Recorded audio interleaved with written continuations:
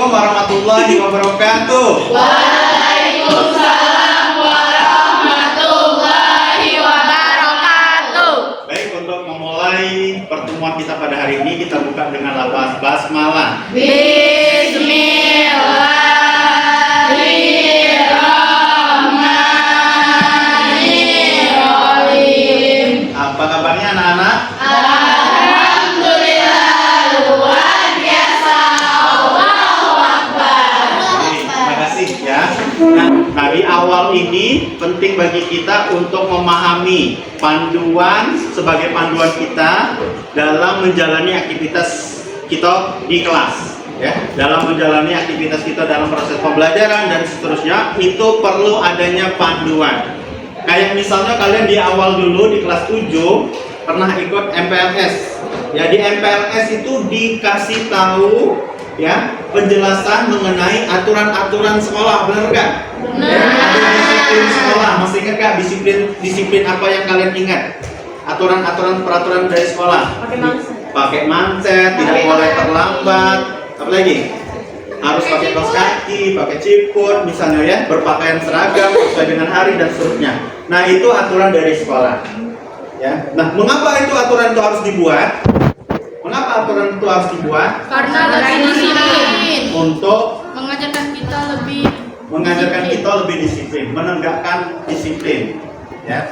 Seperti misalnya kalian berkendara. Sudah boleh belum ini berkendara? Nah, misalkan ada orang yang berkendara, dia pakai helm. Kalau pakai helm berarti gunanya itu apa? melindungi kepala. Menyelamatkan, melindungi kepala dari benturan. Ya. Kenapa? Karena kepala kita itu pasti kalah dengan kerasnya aspal, benar? Tapi ada juga pasti orang-orang yang pakai helm karena takut dengan polisi. Ada ya itu ya? Ada. Nah, seharusnya pikirannya itu ya disadari bahwa pakai helm itu adalah kebutuhan untuk keselamatan. Nah, ya, itulah kira-kira analogi sederhana. Mengapa harus ada aturan yang harus dibuat untuk diri kita, yang manfaatnya untuk diri kita. Nah, hari ini kita akan buat keyakinan kelas. Ya. Sebelumnya di kelas ini sudah ada belum peraturan kelas? Sudah. Biasanya ada di tempel, tapi kali ini belum ya, belum sempat ya. Nah, biasanya ada aturan kelas. Apa aja aturan kelas yang kalian ingat? Tidak boleh tidur. Apalagi? Tidak boleh berisik. Tidak boleh makan di kelas. Apalagi? Tidak boleh berkeluyuran dalam kelas. Apalagi? Tidak boleh alasan saat guru. Tidak boleh ngobrol pada saat guru sedang mengajar. Apalagi pada saat guru menjelaskan. Apalagi? Buang sampah. Tidak boleh buang sampah. Makan. Menyela ya? Menyela atau memotong pembicaraan guru. Apalagi? Banyak yang kalian ingatnya bagus. Tapi apakah itu sudah dilaksanakan? Belum. Sebagian sudah, sebagian belum. Yang sudah karena apa alasannya? Ayo, ada yang bisa kasih pendapat? Takut guru. Takut guru. Apa? Karena kita diberikan amanah untuk bertanggung jawab.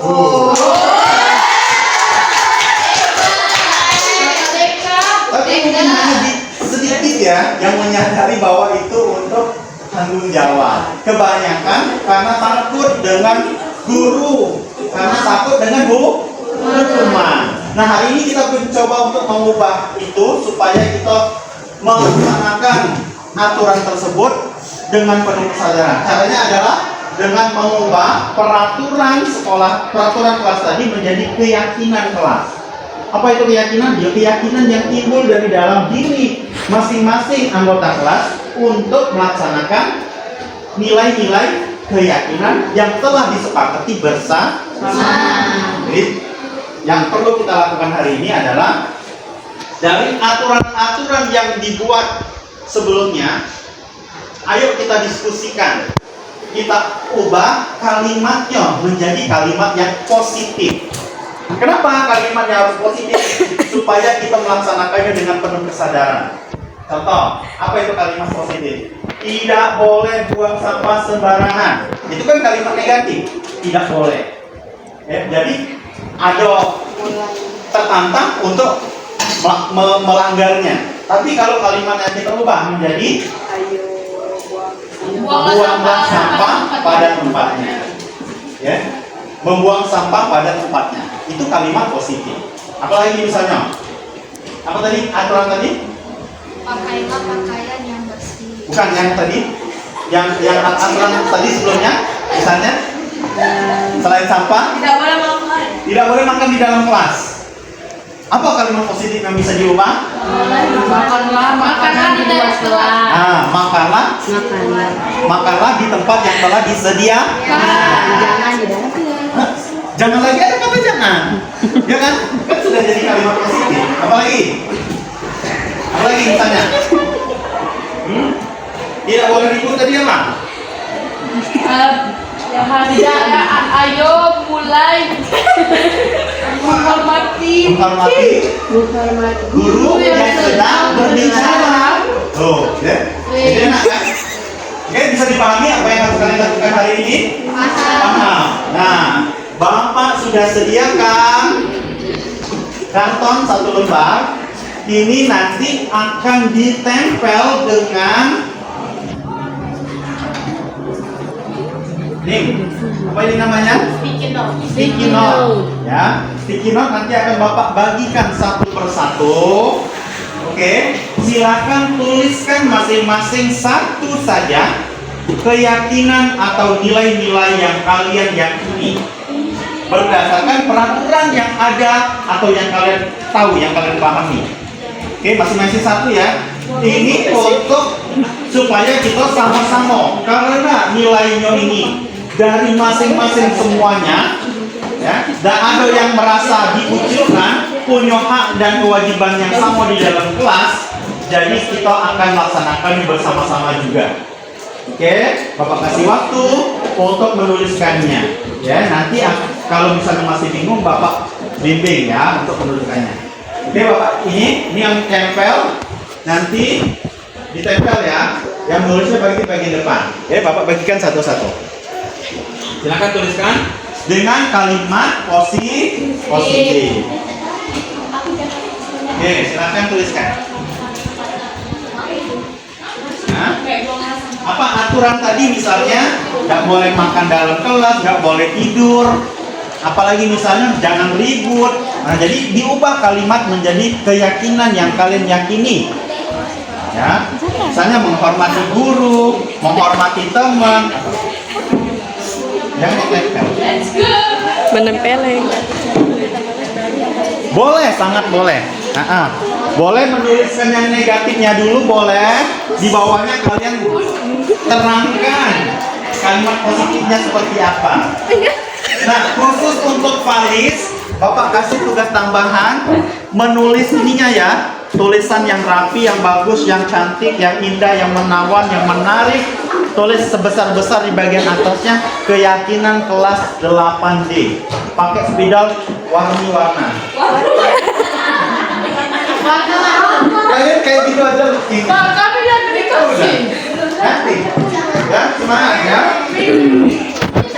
Menuliskan keyakinan. Misalnya dirimu yang pengennya kalau kita seperti apa? Landscape apa dari? Saling menjaga kebersihan. Yang lain banyak. Misalnya apa aja? Aturan-aturan itu kan banyak. Pak, landscape. Berdiri. Nah, oke.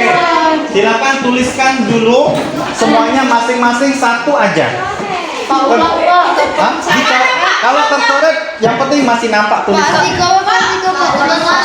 Kecuali kalau salahnya banyak, Bapak ganti baru. Kalau salahnya banyak. Salah nyambung, Pak. Apa? Misalnya peraturan tadi apa? Peraturan yang kalian pahami apa? Tidak boleh buang sampah. Tidak boleh buang sampah. Berarti aturannya menjaga kebersihan kelas.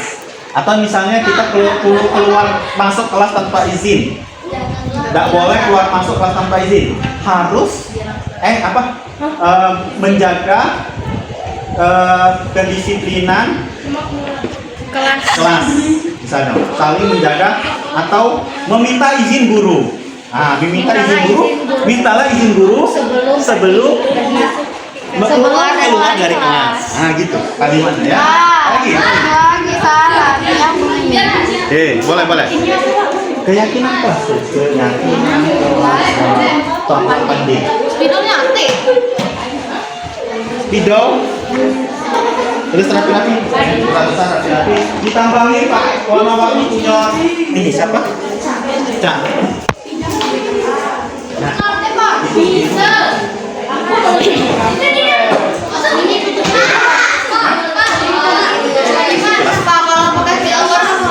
Boleh. Ya. Lagi boleh. Selama masih ada boleh ya. Boleh. Yang lebih spesifik. Satu aja yang Wih, tiketnya makanan. aduh, dekat nih. Ya boleh. Bagus itu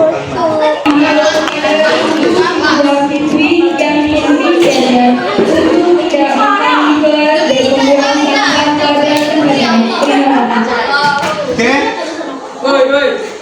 Siap? Silakan ditempel di karton. Bebas. Udah. Silakan tempel terserah di mana yang kalian sukai. Ais, mana kertas pindahku?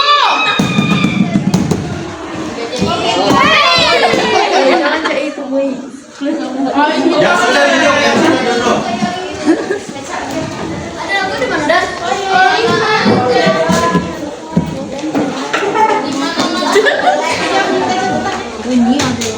Yang sudah duduk, Bapak jelasin duduk dulu nak. Jelasin. Ya, aku belum, Sin. Ya.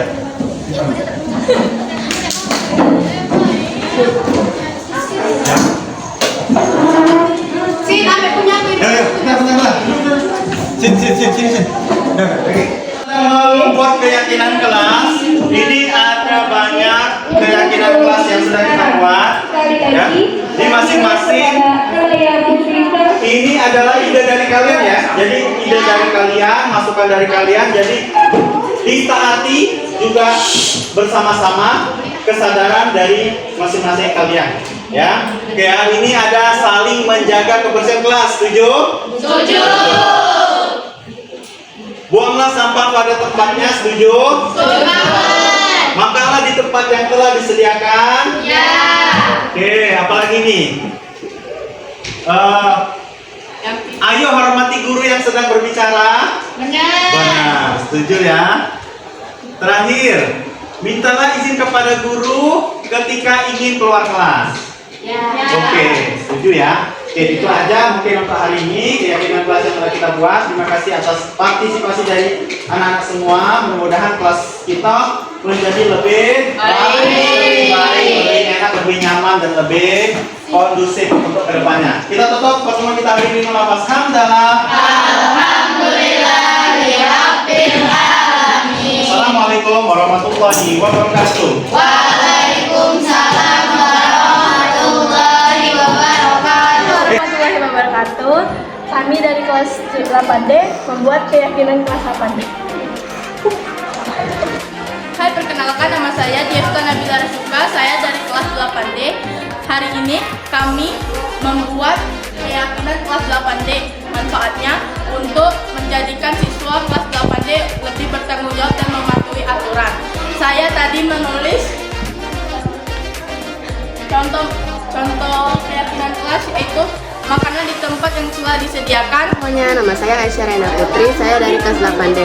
Harapan saya kepada kelas ini adalah agar selalu bersih setiap hari. Perasaan saya adanya keyakinan ini karena saya bisa menyampaikan apa yang saya inginkan untuk kelas ini, kebaikan kelas ini. Halo, perkenalkan nama saya Fatul Hairunisa, kelas 8D. Perasaan saya membuat keyakinan kelas, rasanya senang dan tentunya pasti berguna. Untuk harapannya semoga kelas lebih jauh lebih kondusif, terarah, dan teman-teman mengikuti apa yang mereka tulis.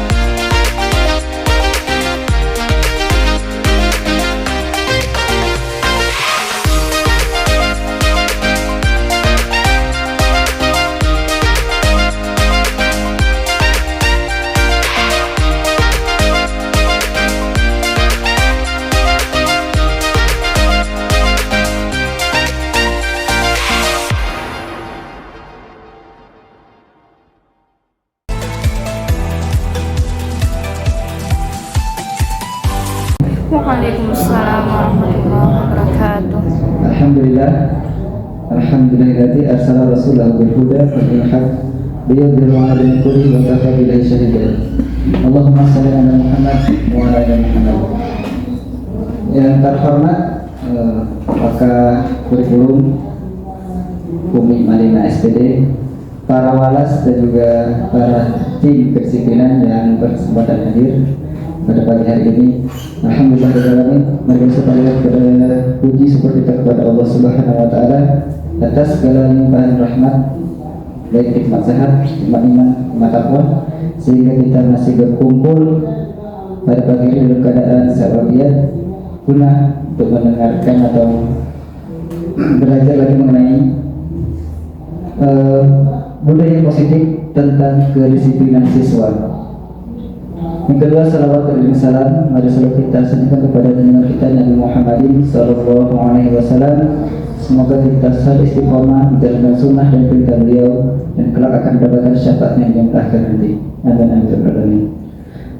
Untuk membuka acara kita pada pagi hari ini, mari kita mendengarkan tilawah yang akan disampaikan oleh Ustaz Mariansa SH. Waktu dan tempat kami persilahkan.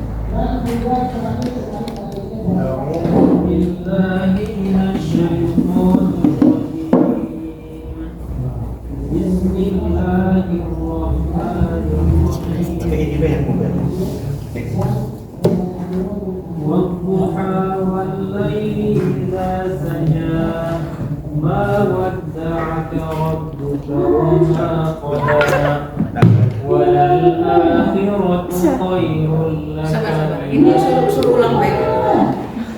ولسوف يعطيك ربك فترضى ألم يجدك يتيما فآوى ووجدك ضالا فهدى ووجدك عائلا فأغنى فأما اليتيم فلا تقهر وأما السائل فلا تنهر وأما بنعمة ربك فحدث صدق الله العظيم. Sadaqallahul Azim. Semoga berkah memudahkan keberkahan Allah Subhanahu wa taala. Selanjutnya untuk beberapa pada akhir pertemuan ini, mari kita berdoa yang akan dipimpin oleh Bapak Kunci Anak SPD. Pada Bapak dan waktu persilakan. أعوذ بالله من الشيطان الرجيم بسم الله الرحمن الرحيم الحمد لله رب العالمين حمد الشاكرين حمد الناعمين حمدا يعافي كلمته يا ربنا لك الحمد كما ينبغي لجلال وجهك العظيم سبحانه اللهم صل على سيدنا محمد وعلى آل سيدنا محمد رب اغفر لي ولوالدي وارحمهما كما ربياني صغيرا وللمسلمين والمسلمات والمؤمنين والمؤمنات الأحياء والأموات إنك على كل شيء قدير. اللهم عافني في بدني، اللهم عافني في سمعي، اللهم عافني في بصري.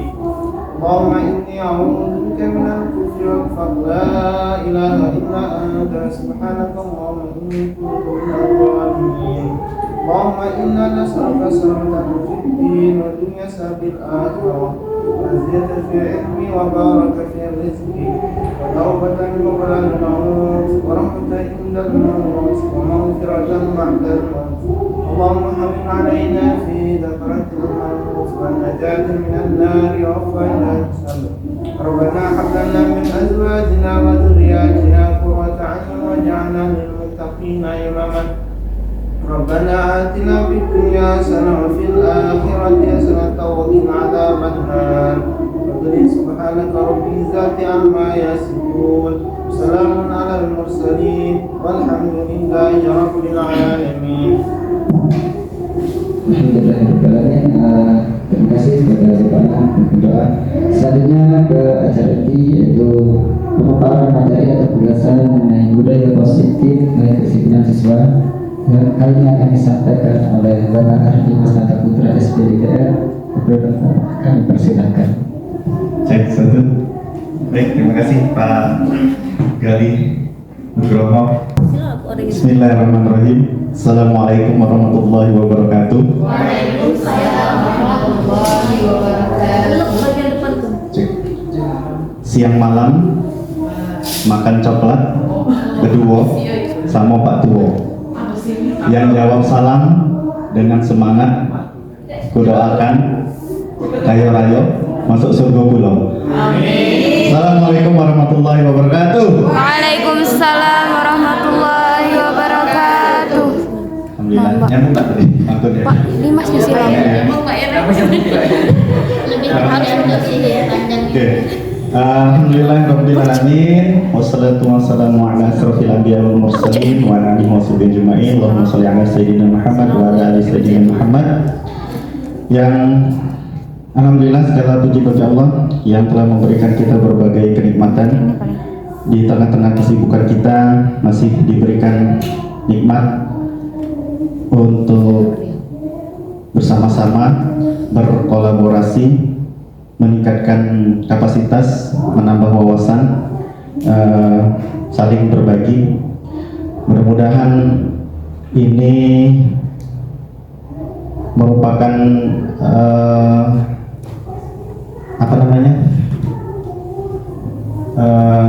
ya tujuan Allah bagi kita untuk menyayangi kita ya sebagai guru, karena sejatinya sebagai guru kita harus terus belajar sepanjang hayat, meskipun tidak di dalam kelas yang formal ya gitu. Salawat berikan salam tak lupa kita berikan kepada junjungan kita Nabi Muhammad SAW beserta para keluarga, para sahabat dan seluruh pengikutnya. Baik Bapak Ibu yang saya hormati, pertama saya ucapkan terima kasih kepada sekolah yang telah memberikan kesempatan, memberikan izin kepada kami calon guru penggerak angkatan 11 Kabupaten Lahat, Provinsi Sumatera Selatan untuk memberikan diseminasi atau pengimbasan. Ya, ini merupakan salah satu program guru penggerak. Sekarang ini di modul 1.4 ya, di modul 1.4.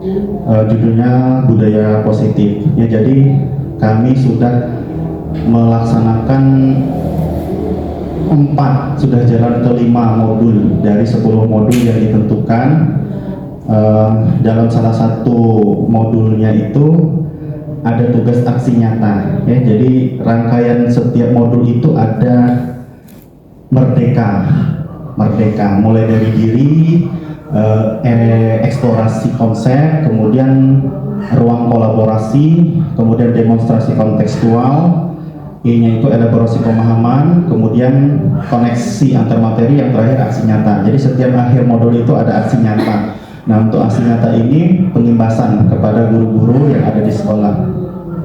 Sekali lagi kami ucapkan terima kasih kepada sekolah, terkhusus kepada Umi Malina sebagai Wakil Kepala Sekolah Bidang Kurikulum, dan spesial ya kepada teman-teman rekan-rekan guru. Dalam hal ini diminta untuk hadir membersamai wali kelas dan bidang kedisiplinan ya yang mengurusi masalah kedisiplinan siswa. Ya, saya pikir ya memang ada kaitannya dengan kedisiplinan siswa ya, ada kaitan yang sangat erat antara kedisiplinan siswa dengan materi yang sekarang sedang kami bahas ya, termasuk wali kelas juga, karena sangat bersinggungan secara langsung dengan murid-murid. Baik, langsung aja insya Allah kita akan bersama-sama sampai jam 12 insya Allah ya, jam 12 membahas kira-kira berapa slide ini sudah saya siapkan, sekitar 60-an ya, 60 set. Ya, salah 1 jam ke depan kita sama-sama, dan saya minta partisipasi dari teman-teman untuk secara aktif ya, bertanya ataupun berdiskusi, karena sifatnya adalah sharing, berbagi, memberikan pendapat, ide dan sebagainya ya, karena kita sini sama-sama belajar ya, terutama saya di sini posisi sedang belajar untuk mengimpaskan apa yang saya pelajari ya, walaupun memang belum paham betul sebenarnya ya.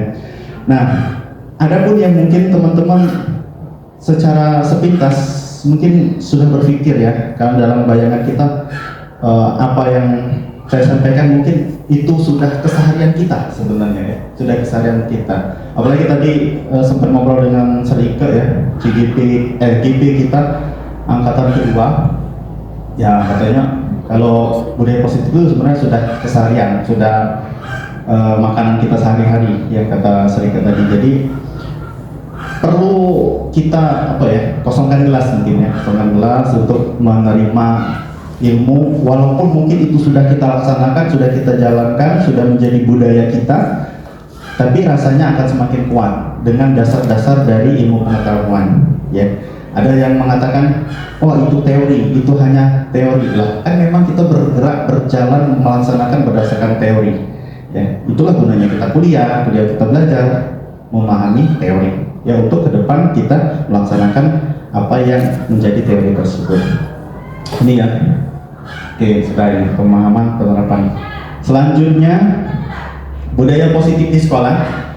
Budaya positif di sekolah itu nilai dan kebiasaan di sekolah yang berpihak pada peserta didik agar mereka dapat berkembang menjadi pribadi yang kritis, penuh hormat dan bertanggung jawab. Ya, sebenarnya tidak ada istilah yang pengertian yang tepat ya, pengertian yang baku. Ini saya coba rangkum aja. Budaya positif di sekolah itu seperti itu ya, nilai-nilai kebaikan, intinya nilai-nilai kebaikan yang positif ya, intinya gitu, untuk melahirkan pribadi kritis, penuh hormat dan bertanggung jawab ya, karena slide-nya banyak. Nah, ini yang akan kita bahas teman-teman. Ada perubahan paradigma baru, ada disiplin positif, ada nilai-nilai kebajikan, itu siapa itu yang buat, kebutuhan dasar manusia, motivasi perilaku manusia, posisi kontrol guru, keyakinan kelas, dan segitiga restitusi. Nah, ini banyak nih ya, ada 8 konsep utama yang akan kita bahas satu-satu. Mungkin nanti ada kaitan setiap konsep ini dan jadi kerangka berpikir ya, kerangka berpikir kita sebagai guru, sebagai wali kelas, dan sebagai penindak kedisiplinan siswa nanti ke depannya. Itu mudah-mudahan. Lanjut. Perubahan paradigma baru. Nah, ini kita mulai dari konsep yang pertama, perubahan paradigma baru. Langsung aja. Apa yang dimaksud dengan perubahan paradigma baru? Yaitu pembelajaran dengan paradigma baru merupakan pembelajaran yang dirancang berdasarkan prinsip pembelajaran berdiferensiasi, sehingga para peserta didik belajar sesuai kebutuhan berdasarkan perkembangan teori psikologis modern untuk mewujudkan profil pelajar Pancasila.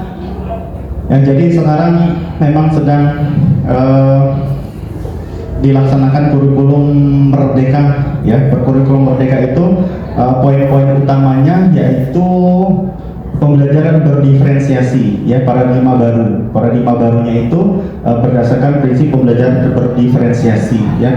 Pembelajaran berdiferensiasi itu, ya, mungkin sudah ada yang pernah dapat informasi tentang pembelajaran berdiferensiasi, belajar berdasarkan kebutuhan siswa, ya. Jadi di dalam kelas itu penuh dengan keragaman murid-murid, ya. Ada yang tingkat keragaman intelektualitasnya, ada yang keragaman latar belakangnya, ada yang keragaman minat dan potensinya, dan lain-lain, ya. Jadi kita sebagai guru mencoba untuk menggali informasi awal terlebih dahulu dari murid-murid kita sebelum kita melaksanakan proses pembelajaran. Namanya itu asesmen, biasanya seperti itu, ya, asesmen awal.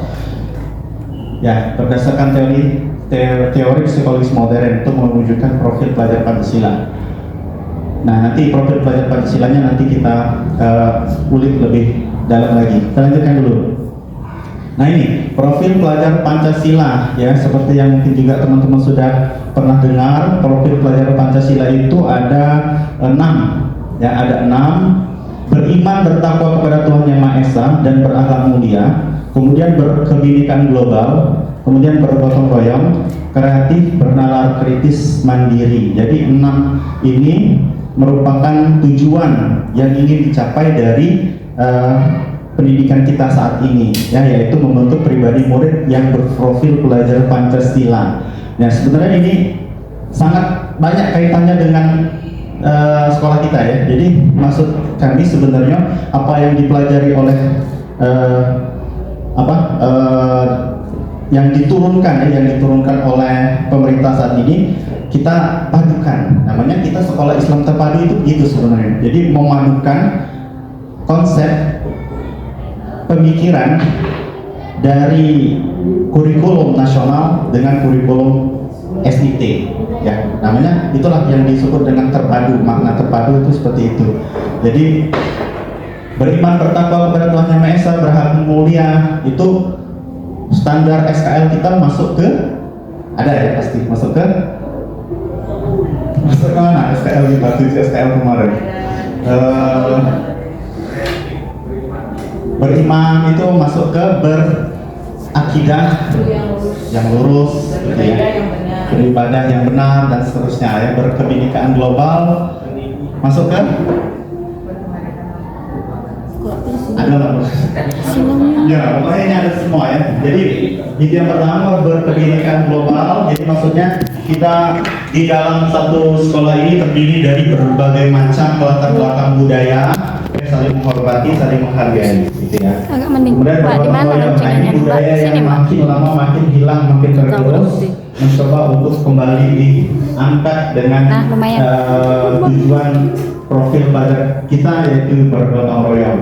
Ya, diharapkan ini digalakkan, ya, di sekolah kita khususnya digalakkan kembali budaya gotong royong ini, karena ini merupakan tradisi dari negara kita, ya, gitu. Kreatif, mencoba untuk mencari solusi dari sudut pandang yang beraneka ragam, ya. Kreatif, bernalar kritis, kemudian mandiri. Nah, ini adalah profil pelajar Pancasila yang diharapkan muncul dari murid-murid kita, ya, khususnya turunan dari kurikulum nasional. Oke, kita lanjutkan. Perubahan paradigma, teori kontrol yang pertama.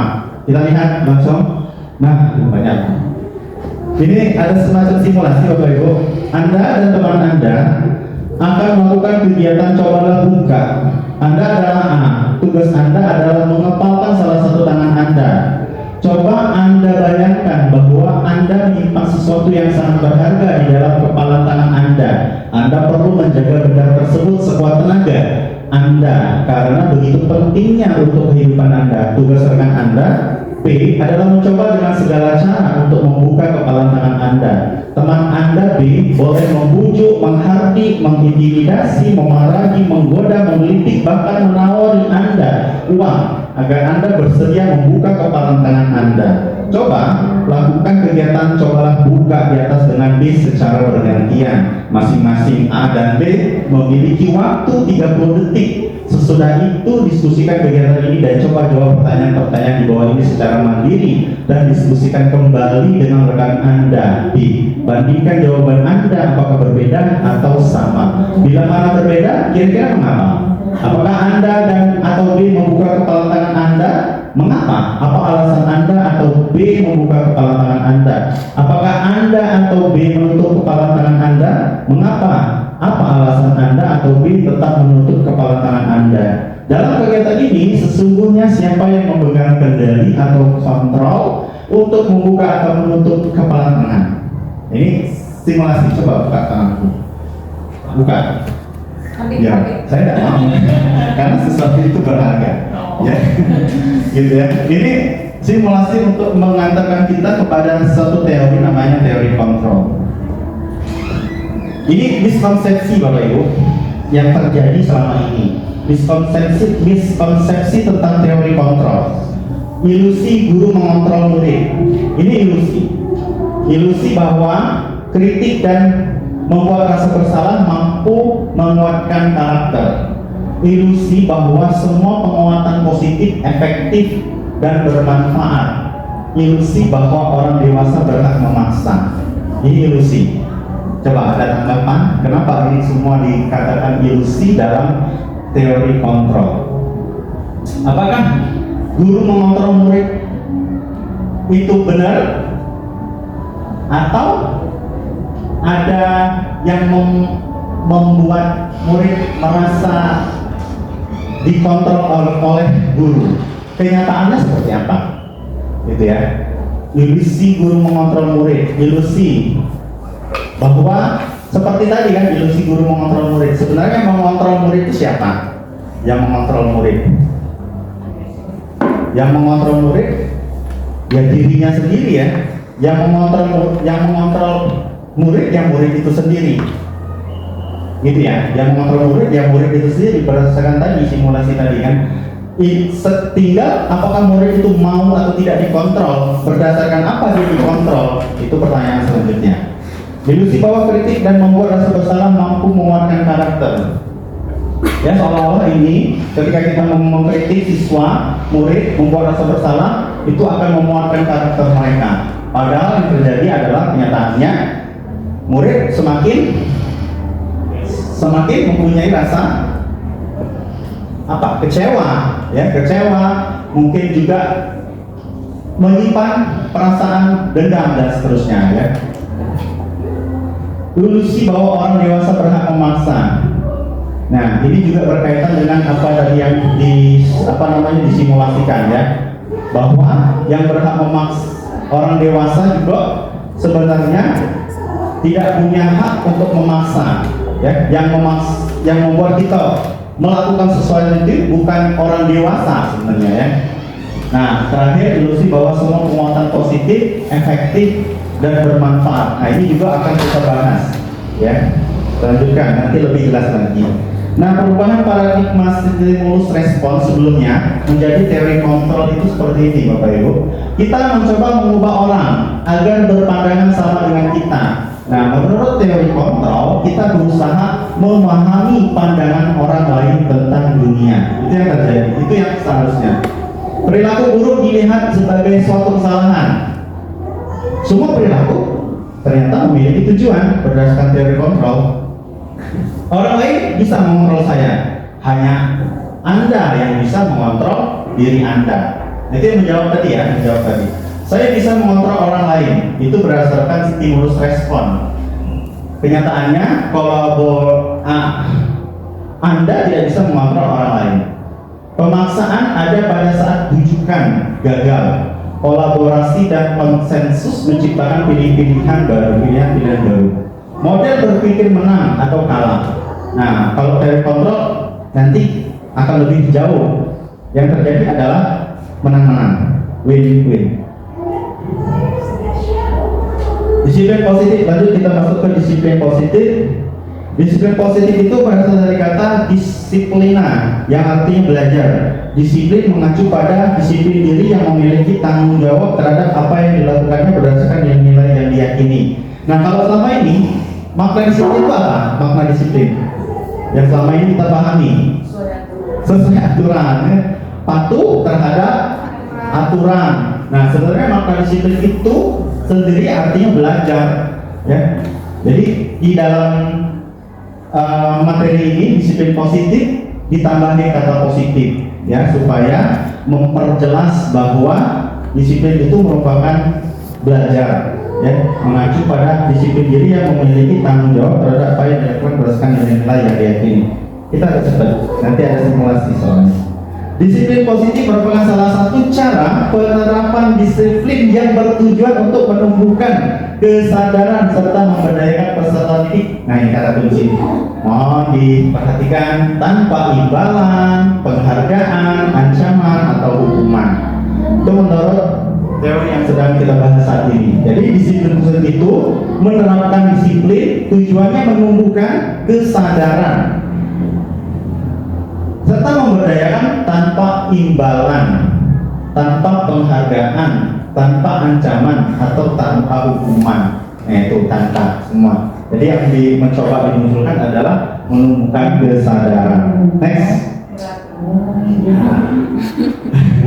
Berat, memang berat, ya.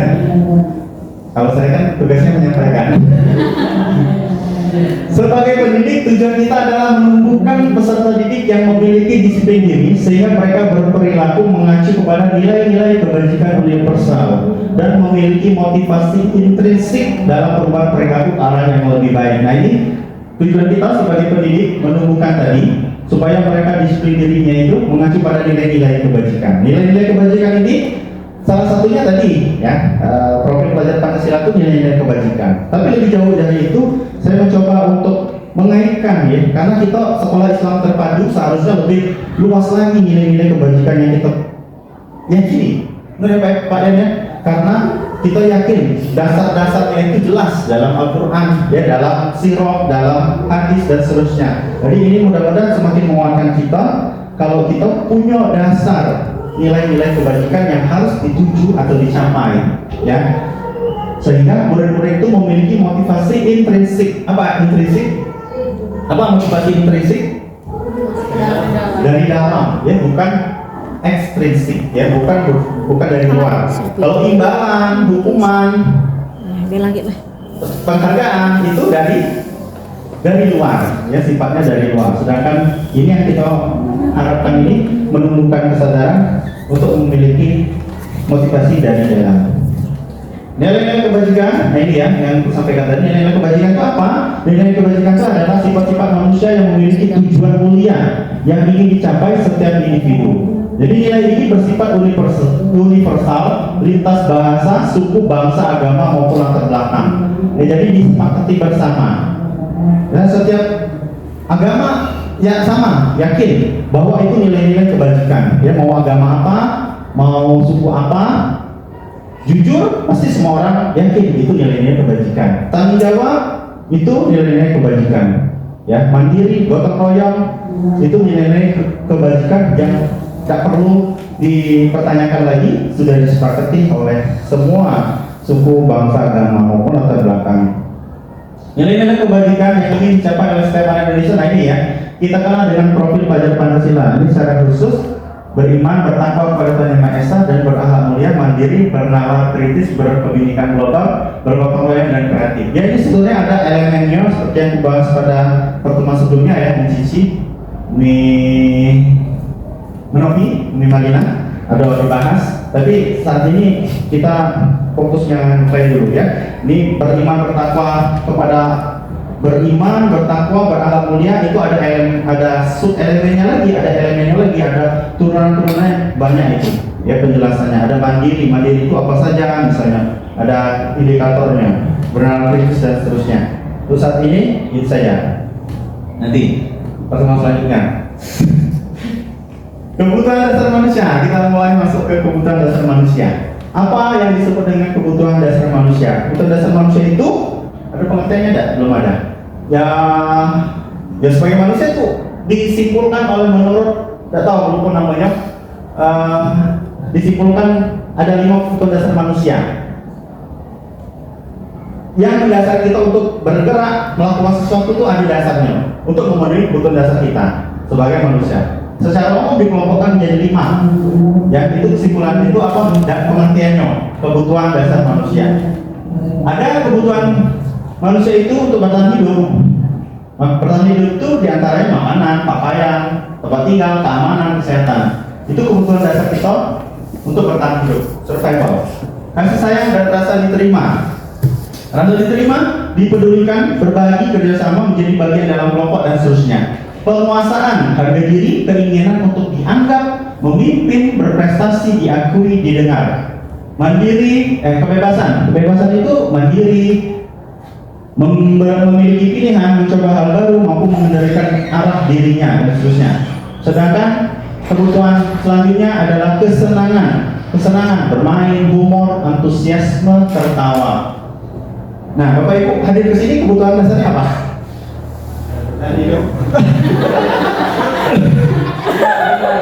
Iya, Pak ya. Tadi itu, kalau enggak, tinggal itu kan. Kan kuncinya suka. Ya. Yang lain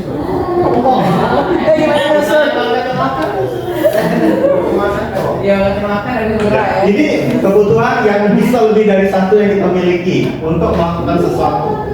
Tujuan yang mendasari kita. Kalau Pak Anang bertanya kerja, kalau tidak datang dia kerja. Ya, benar ya. Ada yang lain? Kasih tanggapan. Kira-kira kalau aku sendiri apa kebutuhan dasarnya? kasih sayang kan? Ya. Berarti perlu diperhatikan kawan-kawan sekeliling kita. Kalau kita perhatikan dia suka merenung, ngelamun. Nah, ini ada kebutuhan yang tidak dipenuhi. Misalnya Pak Yan nih, ngelamun, ngerenung, lagi butuh ini. Kebutuhan dasarnya dan itu. Ya. Kalau tadi ya kasih sayang. Iya kan? Berarti ini kesimpulan yang bisa kita pegang bahwa setiap perilaku manusia itu ada kebutuhan dasar yang harus dipenuhi. Nah sekarang aku minta teman-teman coba dibayangin murid-murid kita ya yang bermasalah. Ada kan? Kira-kira Fadlan misalnya, apa kebutuhan dasar? Nah ini tadi ada ini pengecualian ya. Pengecualian untuk yang berkebutuhan khusus belum bisa masuk ya, belum bisa masuk. Apa teman-teman menurut teman Ade, Bude? Apa Umi Ade? Misalnya murid Ade ada yang bermasalah misalnya. Nah kira-kira Ade bisa simpulkan nggak ini video ini ternyata butuh ini misalnya. Apa deh? Atau yang lainnya boleh? Sayang deh. Contohnya apa? Anak pernah manggil anak misalnya, atau misalnya ada anak yang terlambat, sering ya. Nah, apa kebutuhan dasar dia yang anak simpulkan kira-kira? Alasan dia terlambat pasti ditanya kan? Nah, apa? Jadi kesimpulan anak setelah melihat materi ini, kira-kira apa kesimpulannya? Ada anak terlambat, apa alasannya? Nunggu. Nah, apa kebutuhan dasar aku itu? Sama. Kasih sayang, ya. Jadi kurang perhatian, kurang kasih sayang, kurang peduli dari orang tuanya untuk memenuhi anaknya hadir tepat waktu ke sekolah. Jadi ini teman-teman, apa yang mendasari kita sebelum kita menindak anak perlu kita gali informasi awal kenapa anak itu melakukan kesalahan. Pasti ada dasarnya. Yang paling sering kita temui apa?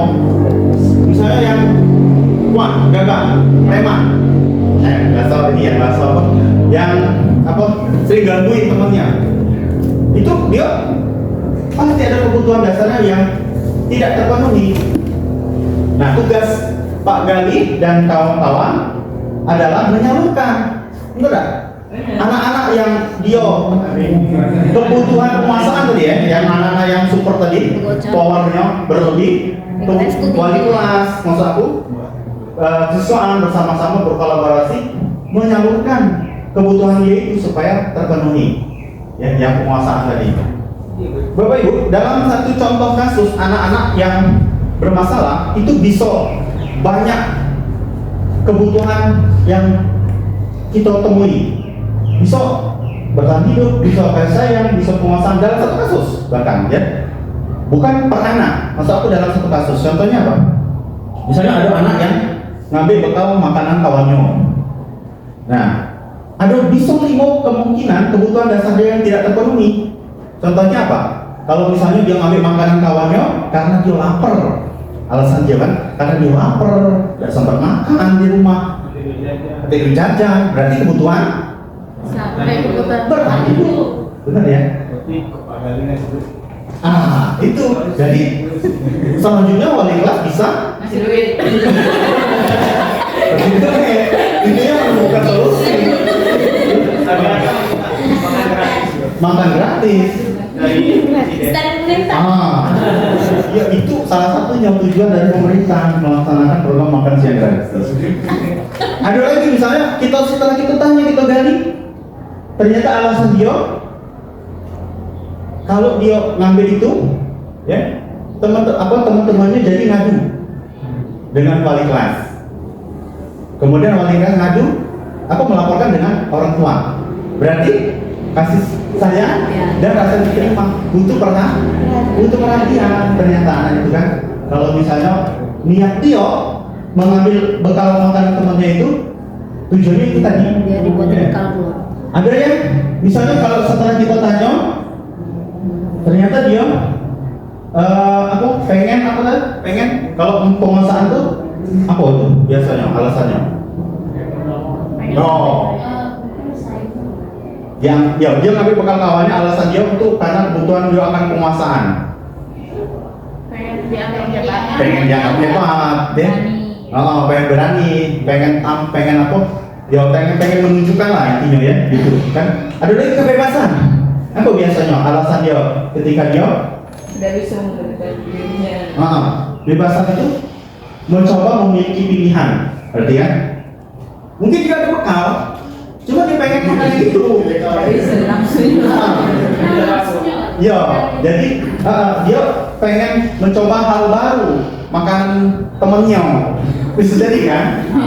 Terakhir, kesenangan, iseng misalnya kan? Senang dia kawan susah. Senang dia kawan susah, ya. Senang dia ketawa, dia happy kalau kawannya itu nangis, itu kan ada ya kasus anak-anak seperti itu. Ya, sangat murah sekali, biasa kita temui sehari-hari ya di sekolah. Nah, kalau itu ya. Nah, baik murid kita sama-sama tadi ada ya, ada contoh masing-masing kebutuhan dasar yang kira-kira terpenuhi. Nah ini ya, ini lebih jelas lagi. Perilaku siswa menyebarkan gosip tentang teman sekelas, kebutuhan yang mungkin berusaha dipenuhi, cinta dan kasih sayang. Kalau saya menjelek-jelekan orang lain, mungkin ada orang yang akan suka sama saya. Nah, suka diri maksudnya gitu ya, ya senang kasih sayang ya. Pertanyaan yang bisa kita munculkan adalah apakah ada cara untuk memenuhi kebutuhan cinta dan kasih sayang tanpa merusak reputasi orang lain? Ya, jadi bisa kita arahkan ya sebagai guru kelas dan lain-lain. Ini salah satu model pertanyaan yang harus kita tanyakan ke siswa dan kita cari penyelesaiannya. Lanjut ya, coba. Perilaku menjatuhkan teman saat teman sedang berjalan di lorong sekolah. Kebutuhan yang mungkin berusaha dipenuhi, senang, hanya bercanda. Nah, tapi hati-hati ya. Pertanyaannya bahaya kan? Apakah ada cara, nah, supaya kamu tuh bisa senang tanpa harus menyakiti orang lain, tanpa harus melukai, mencederai teman lain. Cuman mana? Ya, supaya kamu tuh bisa senang, happy, tapi tidak merugikan orang lain. Ya tenang ya, itu bisa pertanyaan yang kita buka supaya menimbulkan kesadaran tadi. Ya, memukul teman yang menghinanya. Nah, ini yang sering ya. Kekuasaan, kebutuhan yang mungkin dipenuhinya kekuasaan atau power. Pertanyaan, apakah ada cara untuk memenuhi kebutuhan kekuasaan tanpa melakukan kekerasan? Nah, ini yang coba tadi saya sampaikan ya, anak-anak dengan kategori seperti ini bagaimana solusinya dari kita guru, wali kelas, siswaan ya mengarahkannya ya supaya kebutuhan dia untuk dapat penguasaan atau power ini dapat terpenuhi ya. Lanjut. Mengganggu di kelas, kebebasan. Nah, bebas. Kan saya, apakah ada cara untuk memenuhi kebutuhan kebebasan tanpa mengganggu pembelajaran teman-temannya? Ya. Nah, ini sudah cukup ini ya, sudah cukup jelas ya saya pikir. Anak-anak yang bebas, merasa dirinya bebas, ya, tinggal kita arahkan. Jangan nak supaya kamu tuh bisa merasa bebas, tapi tanpa mengganggu pembelajaran teman-temannya. Ini ada anak-anak kita yang seperti ini, pastilah dalam satu pembelajaran ya. Nah, tadi pembelajaran diferensiasi salah satu solusinya. Sebenarnya materinya lagi dibahas modul sekarang. Nah, motivasi perilaku manusia. Jadi motivasi perilaku manusia itu tadi ada internal, ada eksternal. Ada tiga yang mendasari perilaku manusia. Nah, seperti Pak Anang tadi sampaikan, motivasinya hadir untuk bertahan hidup. itu dari motivasi intrinsik atau ekstrinsik. Jadi tiga perilaku manusia itu, murid-murid itu, bayangin murid-murid itu ya, jangan bayangin anak. Satu, ketika dia berperilaku, apakah dia untuk menghindari ketidaknyamanan, hukuman, atau untuk mendapatkan imbalan, penghargaan dari orang lain, atau untuk menjadi orang yang mereka inginkan dan menghargai diri sendiri dengan nilai-nilai yang mereka percayai. Nah, inilah memang tugas kita agar kita mengarahkan anak, menumbuhkan kesadaran anak supaya mereka itu tidak takut menjalani peraturan ya, dengan kesadaran untuk menjadi orang yang menghargai diri sendiri dengan nilai-nilai yang mereka percaya. Jadi ada tiga ya. Nah, ini lanjutkan konsep disiplin melalui pendekatan hukuman, konsekuensi serta restitusi. Kita lanjutkan ini. Nah, ini Bapak Ibu kira-kira mencatat 100 kali di dalam buku kalimat, saya tidak akan terlambat lagi karena terlambat ke sekolah. Apakah ini hukuman atau konsekuensi? Ini salah satu hukuman. Nanti kita lihat lagi apa dampaknya ketika kita memberikan hukuman, konsekuensi, atau restitusi. Nah, pilihan mana yang akan kita buat nanti kita akan lanjut.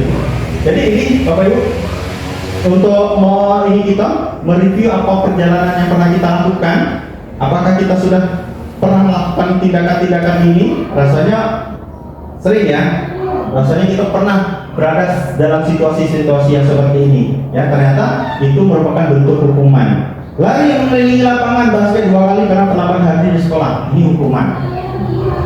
Murid diminta untuk push up 15 kali karena tidak menggunakan masker, ini hukuman.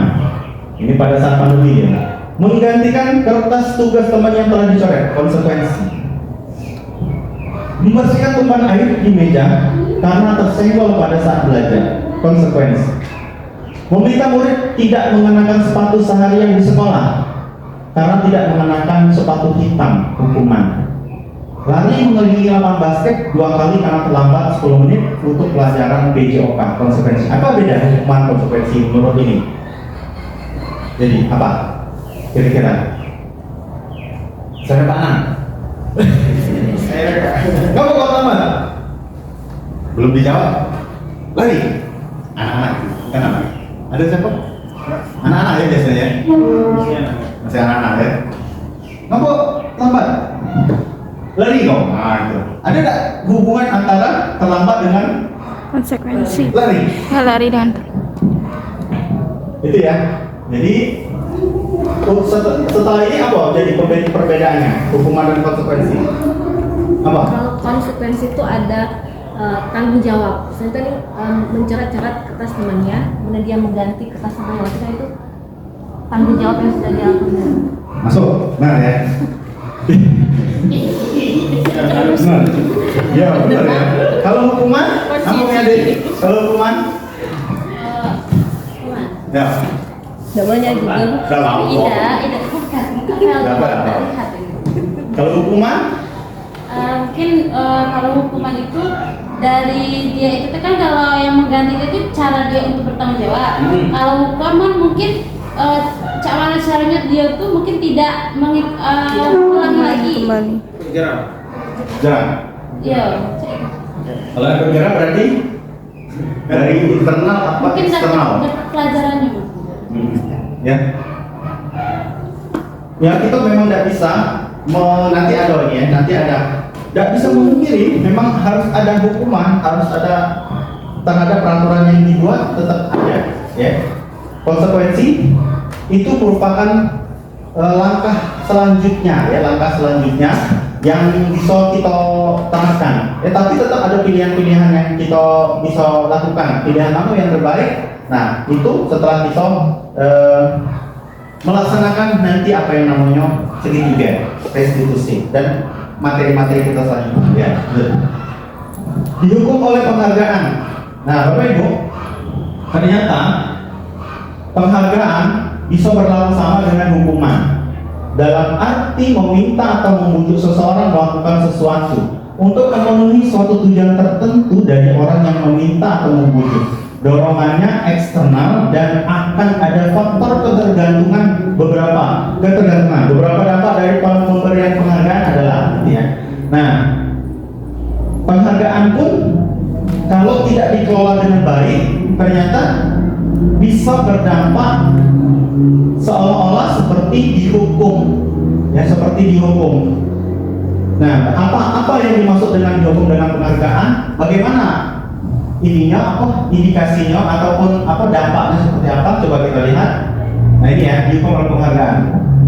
Jadi penghargaan itu pengaruhnya jangka pendek dan jangka panjang. Penghargaan, kalau kita memberikan apresiasi kepada siswa, itu bisa berupa jangkanya pendek atau panjang. Kalau kita memberikan apresiasi dengan siswa, kalau tidak diberi apresiasi lagi, berarti bisa dikatakan bahwa pengaruh penghargaan itu ya bisa merupakan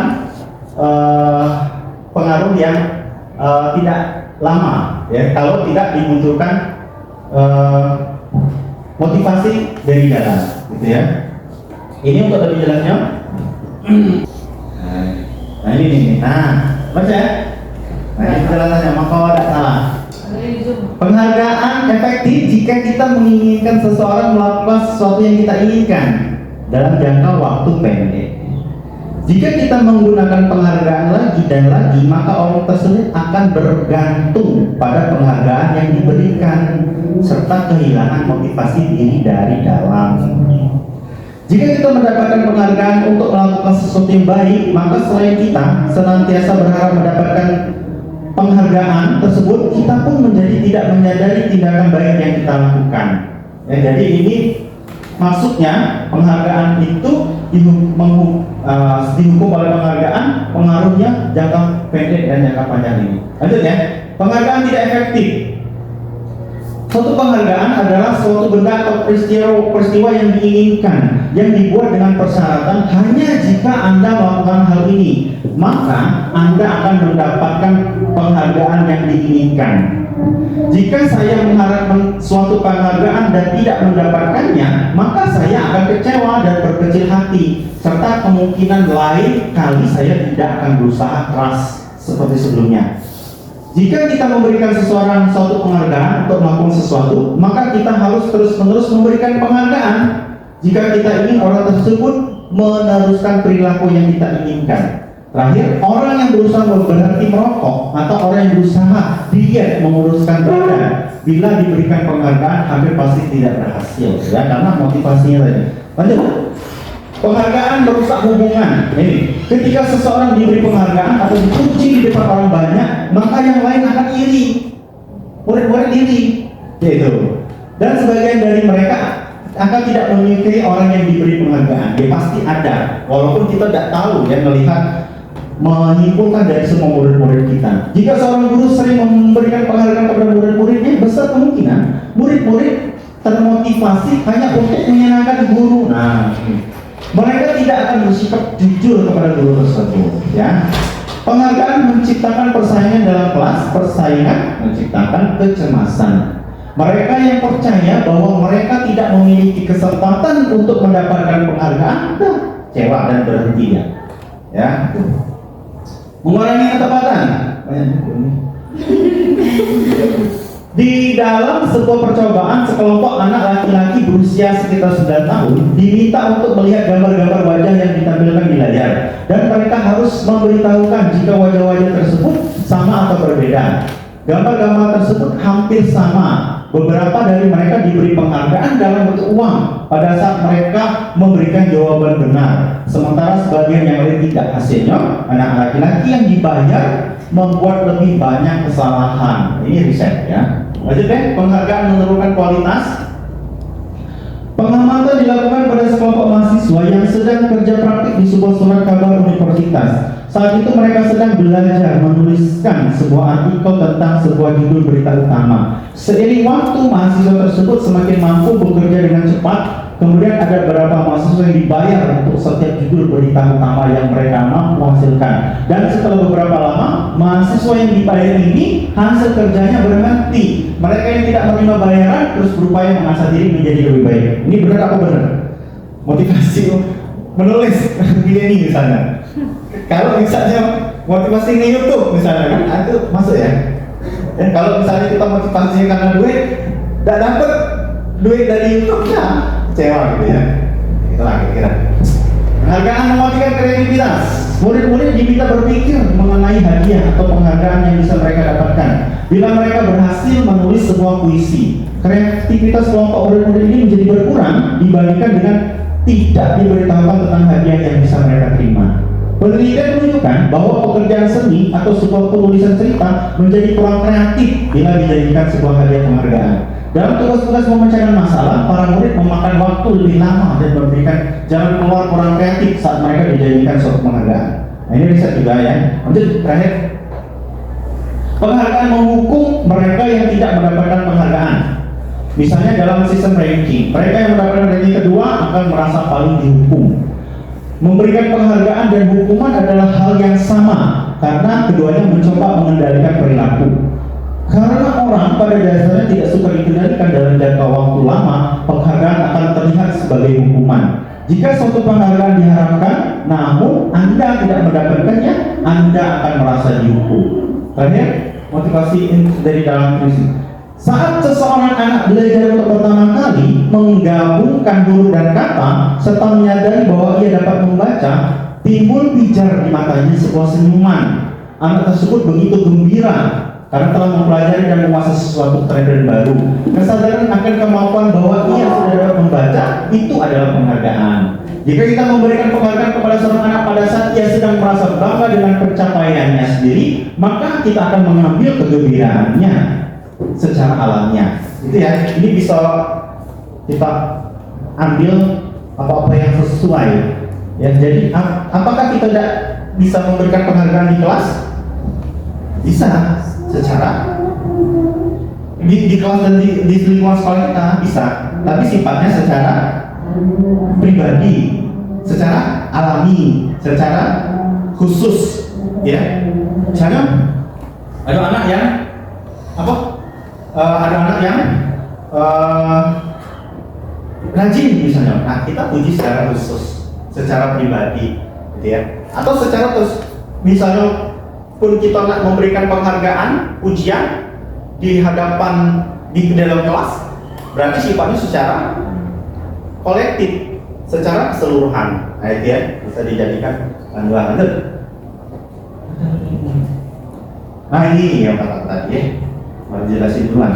Beri pengakuan secara khusus, beri pengakuan secara pribadi, beri pengakuan secara kepada semua murid bisa secara bergantian, beri pengakuan secara konsisten, fokus pada proses.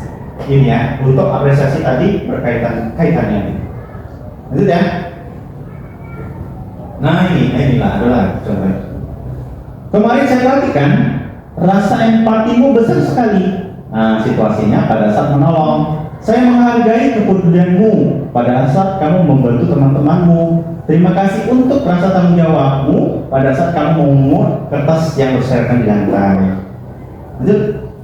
Nah, ini hukuman, konsekuensi, identitas, restitusi tadi Bapak Ibu yang sempat kita bahas, bahwa hukuman itu merupakan identitas yang gagal. Identitas sukses itu berupa konsekuensi dan restitusi. Nah, yaitu itu. Kalau hukuman itu sifatnya tuh sesuatu yang menyakitkan harus terjadi, harus tidak nyaman buat anak-anak untuk jangka waktu panjang ya secara psikologis ya. Korban mendapatkan keadilan, memang korban mendapatkan keadilan. Korban anak yang benar. Murid akan tersakiti, ya ini anak yang dihukum. Sementara konsekuensi sesuatu itu ya harus terjadi, tidak nyaman untuk murid untuk jangka waktu pendek, mungkin korban bisa diabaikan, murid anak dibuat tidak nyaman. Ya ini tidak nyaman ya.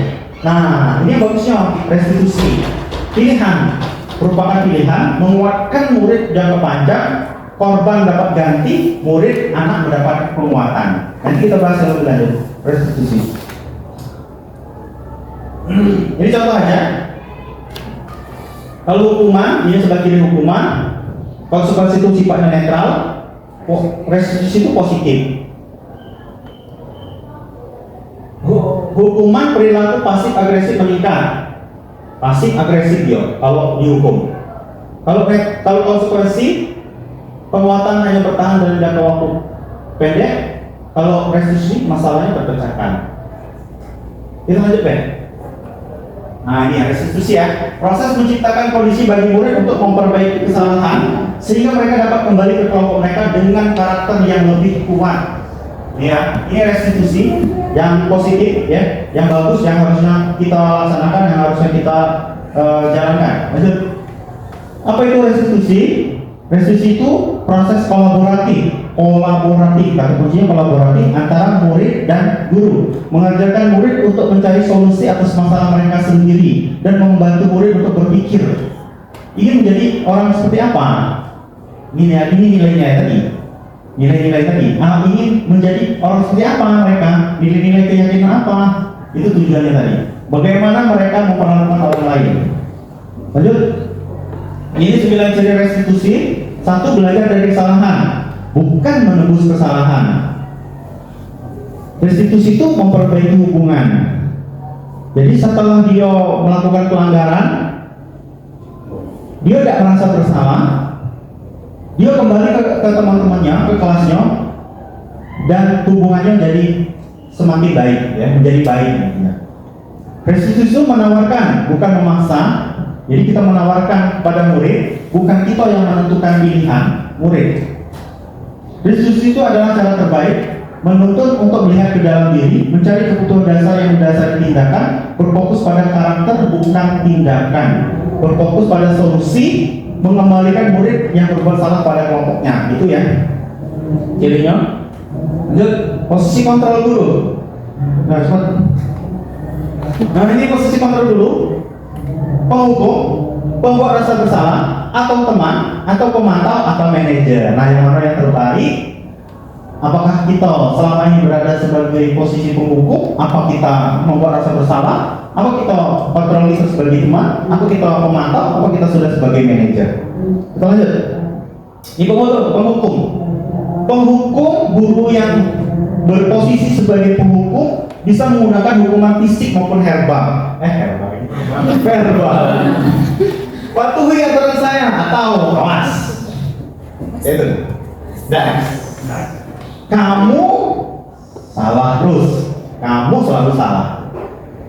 Selalu dah tahu, selalu lah, pasti selalu terakhir. Nah, kalau ngumpul ya. Itu guru kontrolnya sebagai penghukum. Ciri-ciri. Nah, ya. Ini banyak ya, maksudnya contoh aja ya. Pembuat orang merasa bersalah. Pembuat orang merasa bersalah akan menggunakan keheningan yang membuat orang lain merasa tidak nyaman, bersalah atau rendah diri. Bapak kecewa dengan kau, gitu ya. Berapa kali bapak harus memberitahu kamu? Gimana kalau orang tua kamu tahu kamu begini? Nah itu ciri-ciri posisi guru sebagai pembuat orang merasa bersalah. Ini ada akibatnya masing-masing, nanti kita akan bahas. Lanjut. Nah ini teman, guru pada posisi ini tidak akan menyakiti, namun akan tetap berupaya mengontrol melalui persuasi, bujukan. Posisi teman pada guru ini bersifat bisa negatif, bisa positif. Kalau positifnya itu hubungan baik yang terjadi antara guru dan murid. Kalau negatifnya apa? Murid tentu akan bertindak untuk guru-guru tertentu dan tidak untuk guru lain, dan murid akan tergantung dengan guru tersebut. Ayolah, bantu bapak, kan? Ayo, ingat gak selama ini bapak baik sama kau, Ya sudah, kali ini tak apa-apa, ya juga ya. Nanti ibu bantu bereskan. Jadi kalian seperti itu, akrab, mengandalkan hubungan antar murid. Pemantau, pada saat kita mengawasi, kita bertanggung jawab atas perilaku orang-orang yang kita awasi. Posisi pemantau berdasarkan pada peraturan-peraturan dan konsekuensi. Dengan menggunakan sanksi atau konsekuensi tadi, kita dapat memisahkan hubungan pribadi kita dengan murid sebagai seseorang yang menjalankan posisi pemantau. Nah ini sebenarnya sudah lebih bagus dari teman tadi, ya. Tapi tetap ya, untuk melakukan penindakan kita tetap bisa berposisi sebagai teman, pemantau atau manajer. Yang lebih baik itu nanti manajer. Ya, yang diharapkan yang kita hindari tadi ya, penghukum dan pembuat rasa bersalah. Ya, peraturannya apa? Apa yang telah kamu lakukan? Sanksi atau konsekuensinya apa? Ini pemantau. Jadi guru yang berposisi sebagai pemantau ini dia sangat lengket dengan apa yang namanya aturan-aturan. Lanjut. Guru, manajer, guru berbuat sesuatu bersama dengan murid, mempersilahkan murid mempertanggungjawabkan perilakunya, mendukung murid agar dapat menemukan solusi atas permasalahannya sendiri. Murid diajak untuk menganalisis kebutuhan dirinya maupun kebutuhan orang lain. Di sini penekanan bukan pada kemampuan membuat konsekuensi, namun dapat berkolaborasi dengan murid bagaimana memperbaiki kesalahan yang ada. Apakah kamu meyakininya? Jika kamu meyakininya, apakah kamu bersedia memperbaikinya? Jika kamu memperbaiki ini, hal ini menunjukkan apa tentang dirimu? Apa rencana kamu untuk memperbaiki hal ini? Nah, ini panjang. Kira-kira gini lah teman-teman. Kalau identitas gagal itu yang dihindari itu ya, penghukum dan pembuat rasa bersalah. Ini kayak kita PLD ya, panjang ini. Guru berbuat menghalangi, nonjok-nonjok, menyakiti, nyindir. Kalau membuat rasa bersalah, berceramah mengatakan ini seharusnya ini, ibu kecewa. Kalau teman membuatkan alasan-alasan untuk murid, kalau pemantau mengukur, menghitung ya kesalahan-kesalahan itu. Kalau manajer mengajukan pertanyaan-pertanyaan. Nah dampaknya langsung ke dampak apa ya? Ayo ini banyak penting kan? Hasilnya ini hasil. Kalau penghukum memberontak muridnya jadinya, menyalahkan orang lain dan bisa berbohong. Kalau membuat rasa bersalah guru, hasilnya dia menyembunyikan, menyangkal, berbohong biasanya. Ya, karena itu tadi ya. Dengan membuat orang merasa bersalah itu biasanya berbohong, menyangkal atau menyembunyikan. Kalau teman, jadi tergantung ya kalau teman. Kalau pemantau, anak kita jadi menyelesaikan diri, tapi tidak diawasi baik. Nah itu. Nah kalau manajer, anak itu jadinya keluar dari dalam itu ya, makan dari dalam. Dampak terakhir aja, mengulangi. Kalau penghukum ini mengulangi ya. Kalau membuat orang bersalah, anak itu jadi rendah diri. Kalau teman, kalau kita posisi sebagai teman, anak itu jadi lemah, tidak mandiri, tergantung ya. Kalau pemantau, memiliki berakan pada konsekuensi atau hadiah. Kalau manajer, anak-anak terus mengevaluasi bagaimana cara memperbaiki diri. Lanjut. Saya coba dengan kamu. Ini apa? Posisi apa? Merasa bersalah ya. Kamu tidak pernah benar melakukannya. Hukum. Apa rencanamu untuk memperbaiki ini? Ayo lakukan demi Umi ya. Kamu tidak akan mendapatkan nilai jika tidak memberikan tugas. Pemantau. Oke, terus keyakinan kelas. Keyakinan kelas ini udah ada wali kelas yang buat. Wali kelas yang buat, udah ya, Bu Tiara. Nah, apa beda dengan peraturan? Udah. Apa beda dengan peraturan? Kalau peraturan kita yang buat, benar ya? Kalau peraturan kita yang buat, tapi itu ya peraturan itu boleh ya, nah, bukan masalah, bukan ini. Tapi intinya gini, pengennya menyadarkan kalau keyakinan kelas itu kan kolaborasi antara guru dengan siswa. Jadi itu hasil mereka. Kalau dari hasil mereka, otomatis yang timbul adalah kesadaran untuk melaksanakannya, gitu ya. Itu secara sekilas tentang mengapa bukan peraturan. Kalau peraturan itu tadi yang datangnya itu dari guru, siswa hanya mengikuti saja. Jadi kalau sedangkan keyakinan itu timbul dari kolaborasi. Murid diminta untuk menyampaikan idenya. Karena itu dari anak-anak, dari murid, tentu secara tidak langsung itu akan menimbulkan motivasi dari dalam bagi mereka, karena mereka yang sudah menentukan keyakinan kelas itu. Nah, teknisnya ini ada secara khusus sebenarnya membuat keyakinan kelas itu bagaimana dari peraturan menuju ke keyakinan, dari keyakinan terus disimpulkan menjadi nilai-nilai kebajikan, dari nilai kebajikan nanti dikuatkan, terakhir ada apa ya? Lupa aku. Oke. Mengapa kita memiliki peraturan harus menggunakan helm bila mengendarai kendaraan roda 2? Mengapa kita memiliki peraturan membuang sampah di tempatnya? Mengapa kita memiliki peraturan harus datang tepat waktu pada saat mengikuti pelatihan? Ini peraturan. Nah, ini ya.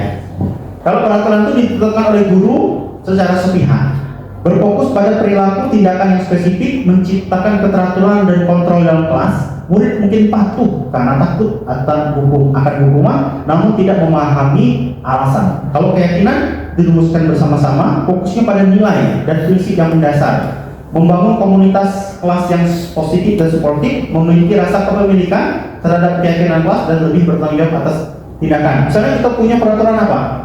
Salah satu contoh aja, peraturan di kelas apa?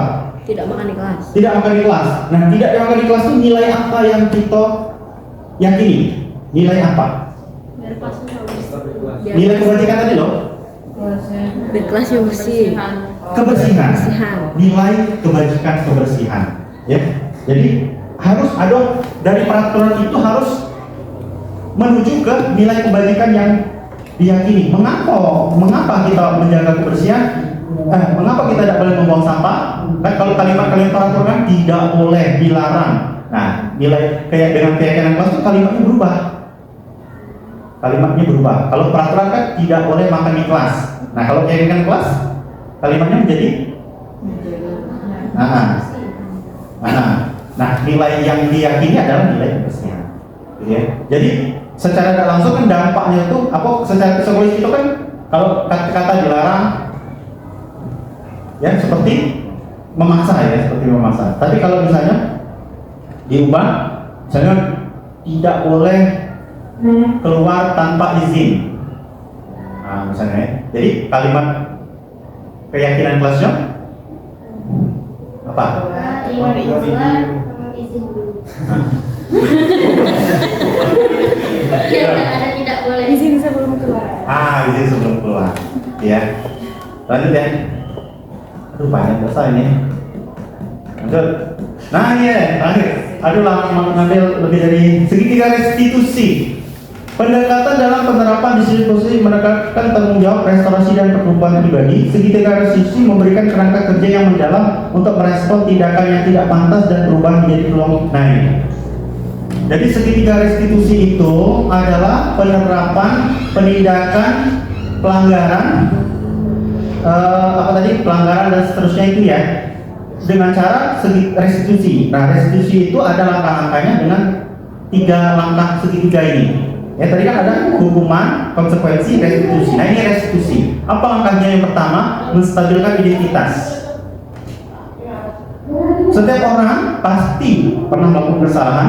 Kamu bukan satu-satunya orang yang pernah melakukan ini. Itu yang pertama. Kita stabilkan identitasnya dulu. Emosi, marah-marah, tenangkan intinya. Ya kan? Ya, kalau anak belagu kan? Diam dulu. Ya butuh wajar. Namanya anak kan emosi gitu kan. Tenang. Validasi kebutuhan. Nah, validasi kebutuhan ini kamu tentu punya alasan mengapa melakukan itu. Adakah cara yang lebih efektif untuk mendapatkan apa yang kamu butuhkan? Nah, selanjutnya ada ya, kayak nonton di lobby itu, yang anak belakang itu, oke contohnya ya. Apa alasannya? Dia emosi itu bang, apa biasanya anak terbelakang? Ngomongin Ngomongin uang tua apa? Nah, itu kayak validasi kebutuhan. Oke, ditanya, setelahnya ditanya keyakinan terakhir, keyakinan apa yang telah kita sepakati. Nah, pertama tuh validasi ini validasi kesalahan ya, kebutuhan. Bisa jadi ini kita mengatakan mereka tuh bahwa yang dilakukan mereka itu adalah suatu kesalahan. Tapi kita yang mengatakan gitu. Nanti kalau sudah itu dia muncul dari dia, Pak, sebenarnya aku tuh emosi, sebenarnya aku tuh ya kayak itulah ya. Sebenarnya aku tuh tidak galak, kayak itu tuh. Nah, itu sudah stabil, dia sudah mulai melunak. Nah, terakhir baru keyakinan apa yang telah kita sepakati. Makanya ini penting sekali ketika kita membuat keyakinan kelas tadi, dari keyakinan kelas tadi atau keyakinan sekolah ya, itu bisa buat keyakinan sekolah. Kalau kita sebenarnya udah ya, kita yakini nilai-nilai yang ada di sekolah kita, nilai-nilai keislaman dan seterusnya, itu bisa diarahkan ke situ. Tidak boleh nah emosi itu tuh setan galau. Kita lanjut ya. Nah ini kan kalau kita ngangkat sekolah Islam itu kayak gitu ya. Nah terus, nah ini sedikit. Berdasarkan prinsip membuat kesalahan adalah bagian dari proses pembelajaran. Berbuat salah itu wajar. Tidak ada manusia yang sempurna. Ibu bapak juga pernah melakukan itu. Kamu enggak? Ibu bapak tidak mau mencari siapa yang salah, tapi ibu ingin mencari solusi dari permasalahan ini. Kamu berhak begitu. Ya gitu ya. Kalau validasi tindakan yang salah itu, kamu pasti punya alasan mengapa melakukan itu. Padahal kamu bisa loh melakukan hal yang lebih buruk dari ini ya. Kamu patut bangga karena telah melindungi sesuatu yang penting bagimu. Kamu melakukannya karena mempertahankan sesuatu yang penting bagimu. Nah ini kan kalimat-kalimat yang harus kita latih sehingga akan keluar ketika kita sedang melakukan pemanggilan anak, pendidikan anak, ya. Dan ini jadi bagian yang kita lakukan ya, supaya anak itu muncul kesadaran bahwa tindakan yang dilakukannya adalah salah. Berdasarkan prinsip setiap perilaku tadi akan butuh sesuatu kebutuhan yang harus dipenuhi. Ya. Terakhir, nah baru keyakinan. Apa keyakinan kelas kita? Apa nilai yang disepakati? Seperti apa gambaran sebuah kelas? Apa yang ingin menjadi seperti apa? Gitu ya. Apa yang ingin menjadi? Oh iya. Kamu ingin menjadi orang yang seperti apa? Nah ini kira-kira kalau kita lebih arahkan ke keislamannya, ya, keislamannya. Kamu ingin jadi orang yang seperti apa? Kamu ingin mencontoh Nabi, gitu kan? Kalau Nabi pas apa? Kalau Nabi kan mengajarkan kita, itu misalnya ya, kira. Nah ini siapa ini? Bawa.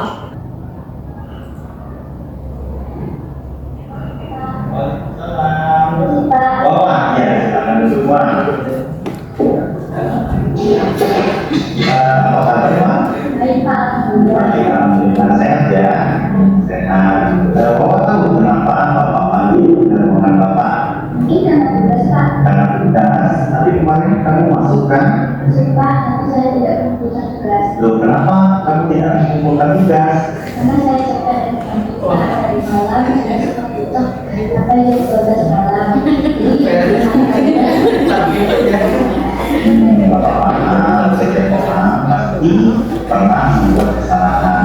Tapi sekarang kamu tahu nggak keyakinan kelas yang sudah kita buat? Tahu keyakinan kelas apa yang tidak sesuai dengan apa yang sudah kamu lakukan?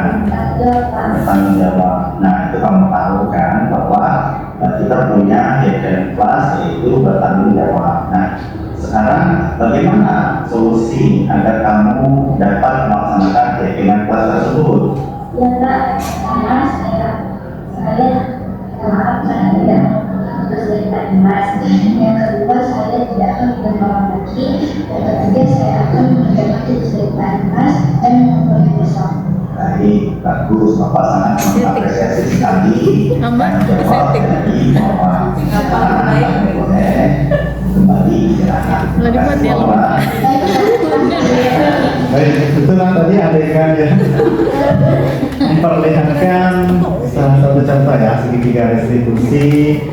Kira-kira seperti itulah. Selama ini aku yakin kita semua sudah melakukannya. Mungkin kita belum tahu bahwa itu segitiga restitusi, atau mungkin kita sudah melakukan tapi tidak berdasarkan urutan, ya. Kita lompat-lompat, tidak masalah. Yang penting itu sudah pernah kita lakukan, ya. Atau mungkin kita tidak lengkap dalam melakukan. Terus yang ke hukum.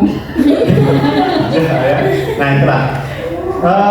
Habis ya, insya Allah itu aja materi. Tapi sebelum itu aku minta teman-teman ada yang memberikan pendapat, refleksi pembelajaran apa hal-hal mungkin yang baru dapat atau misalnya tidak terduga bahwa oh seperti itu ya ternyata ada tak? Kalau tidak ada apa itu? Kira-kira apa? Satu doang aja. Refleksi refleksi itu apa yang kita dapatkan, perasaannya seperti apa, dan harapannya ke depan. Pak kira-kira tak bantu dari teman-teman. Di sini yang maju ya supaya kelihatan kamera. Jelasin. Ya, boleh. Boleh ini, refleksi sudah itu habis. Ah ini bahasa. Thanks. Ya, Cici, sama sini. Ada ini. Penghargaan tak boleh tadi. Direkam mana? Kita. Bismillahirrahmanirrahim. Sebelumnya terima kasih banyak kepada Pak Dimas karena telah menyampaikan beberapa poin yang dapat kami tangkap hari ini adalah saya memahami, bisa memahami apa yang sudah Pak Dimas sampaikan dengan baik, dan saya baru dapat ilmu baru tentang kebutuhan dasar manusia tadi yang dikelompokkan itu. Terima kasih banyak Pak Dimas atas ilmunya, dan juga tentang 3 aspek itu tadi, hukuman, konsekuensi, dan juga restitusi tadi. Terima kasih banyak telah disampaikan, dan kami harapkan kami dapat menerapkan apa yang telah Bapak sampaikan tadi. Terima kasih. Assalamualaikum warahmatullahi wabarakatuh. Oke, terima kasih Cici. Satu lagi boleh? Atau semuanya? Ada lagi? Mewakili siswaan ya?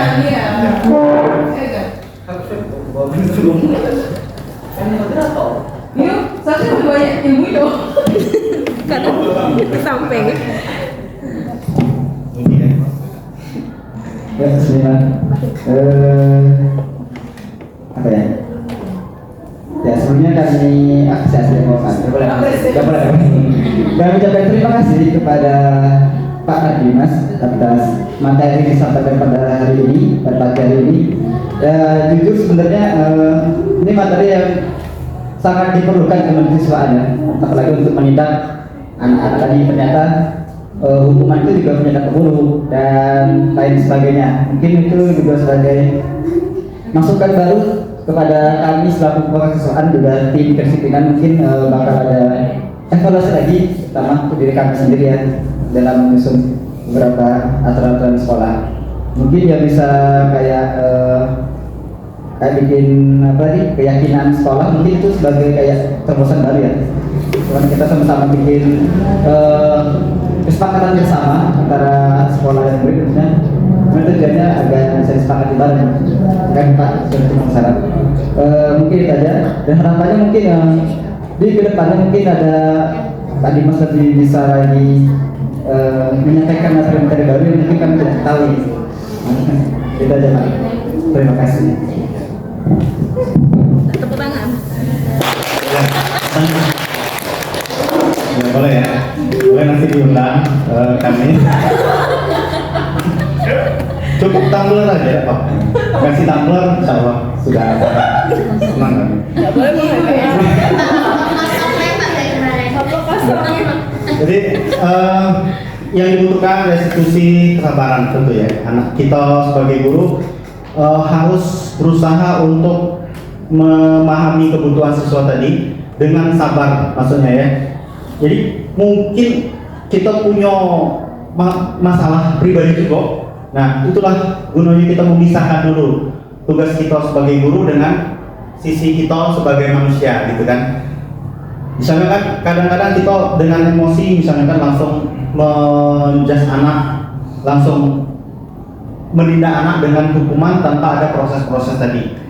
Nah ini bisa jadi apa namanya ya, bisa jadi untuk pencerahan bagi kita semua ya bareng-bareng. Aku juga rasanya masih sering seperti itu ya. Kadang-kadang kita dengan kesalahan siswa langsung menghukum ya gitu ya, langsung ngasih sanksi dan seterusnya gitu. Padahal kita udah tahu kan kenapa dia seperti itu tadi ya. Nah untuk restitusi itu tentu dia tidak bisa untuk kesalahan-kesalahan yang fatal, tidak bisa.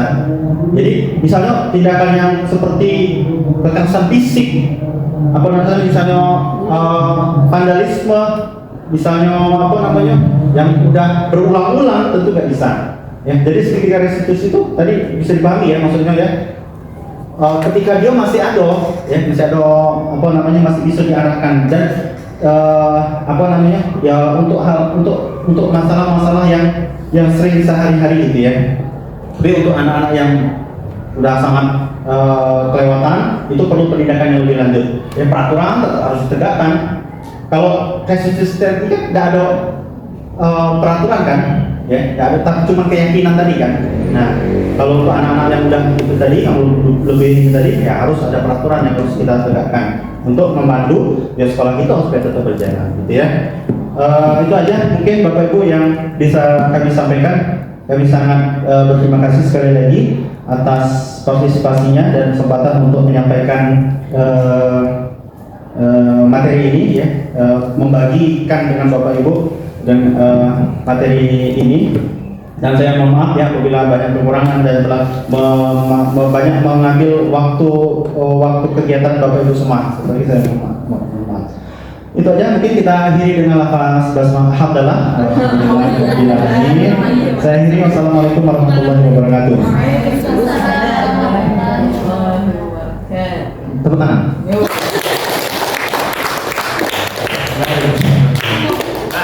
Terima kasih semuanya. Bapak, sudah tutup. Ya, jazakallahu khairan pada Pak Dimas atas waktu atas materi yang diberikan pada pagi hari ini. Semoga bisa diaplikasikan bagi guru di sini ke depannya. Mari kita akhiri dengan atas hamdalah. Dan disempurnakan dengan doa kepada majelis. Subhanallahumma wa bihamdika asyhadu an la ilaha illa anta astaghfiruka wa atubu ilaik. Kami sebagai moderator kami berdiri atas kesalahan dari para ulama. Assalamualaikum warahmatullahi wabarakatuh.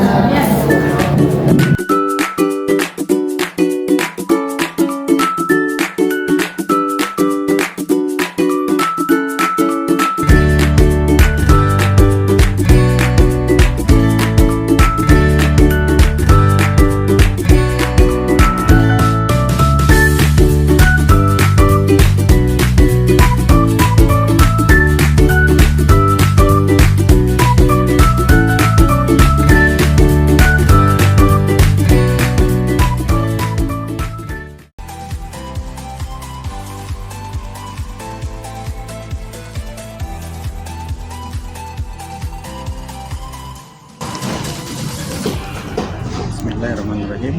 Assalamualaikum warahmatullahi wabarakatuh.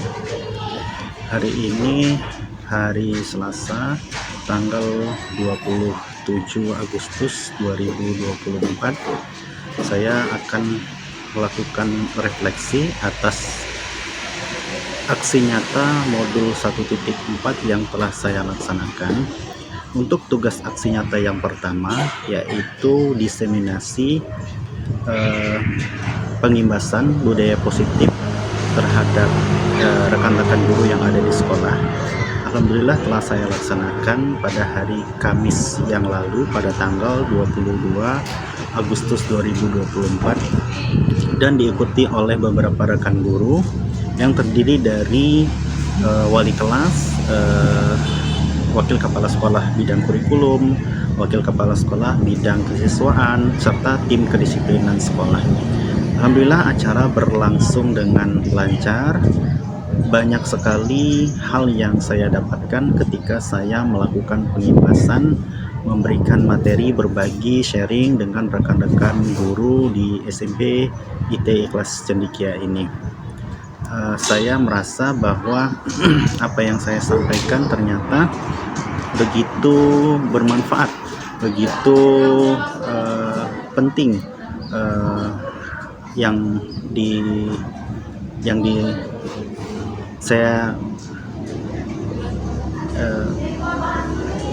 apa yang saya sampaikan alhamdulillah dapat diterima dengan baik oleh rekan-rekan dan dirasakan manfaatnya.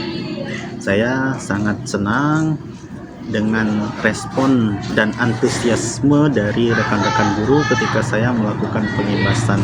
Hal itu dapat dilihat dari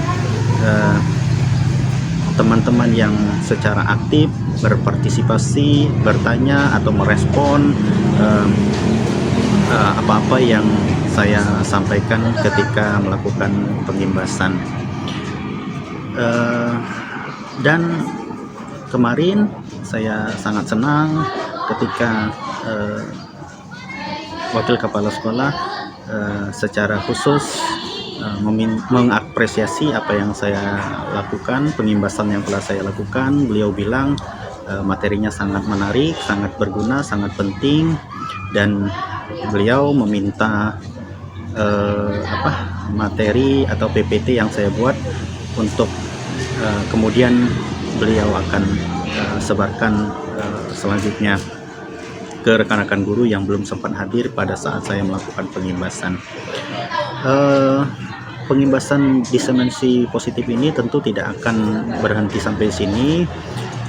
Ada hal-hal yang harus terus ditingkatkan, saya tingkatkan, dan saya akan lakukan terus pembenahan atau perbaikan dari sisi-sisi yang masih bisa saya tingkatkan. Budaya positif di sekolah tentu akan menjadi cerminan bagi sekolah dan merupakan wajah sekolah yang akan ditampilkan di masyarakat bahwa inilah sekolah yang merupakan harapan bagi masyarakat, di mana budaya positif menjadi salah satu khas yang ada yang menjadi budaya di sekolah ini. Kemudian aksi selanjutnya saya juga telah melakukan atau membuat keyakinan kelas yang saya lakukan pada hari Senin tanggal 26 Agustus tahun 2024, khususnya di kelas yang saya ajar, yaitu di kelas 8D. Saya sangat senang, antusias murid-murid dalam memberikan respon, dalam memberikan pendapat, dalam memberikan masukan untuk keyakinan kelas yang mereka buat. Sangat terlihat, sangat tampak dalam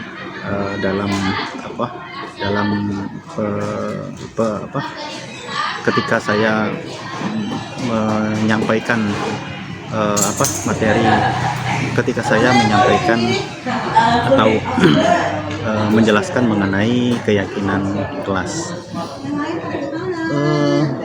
Saya sangat berharap keyakinan kelas yang telah dibuat di kelas kemarin dapat dilaksanakan dengan penuh kesadaran bagi murid-muridnya, serta dapat mengimbas juga ke kelas-kelas lain, sehingga dari setiap kelas yang telah membuat keyakinan kelas tersebut menjadi suatu keyakinan sekolah. Harapannya keyakinan kelas yang telah dibuat dapat lebih Yang masih di kondusif, lapangan dapat dan di bawah lebih pohon itu tertib, tepat dapat untuk kelas. lebih bersih, dapat Yang lebih masih di nyaman, depan dapat kelas lebih silakan masuk kelas sekarang. dapat lebih baik dari hari ke hari, dari waktu ke waktu. Mungkin itu saja refleksi yang dapat saya lakukan. Terima kasih sekali lagi, terima kasih saya ucapkan kepada terutama kepada fasilitator, dalam hal ini adalah Ibu Josi yang telah memberikan bimbingan dan arahan selama kami merancang aksi nyata modul 1.4 budaya positif. Demikian saya akhiri. Wassalamualaikum Yang masih di depan warahmatullahi kelas dan di wabarakatuh. tengah lapangan di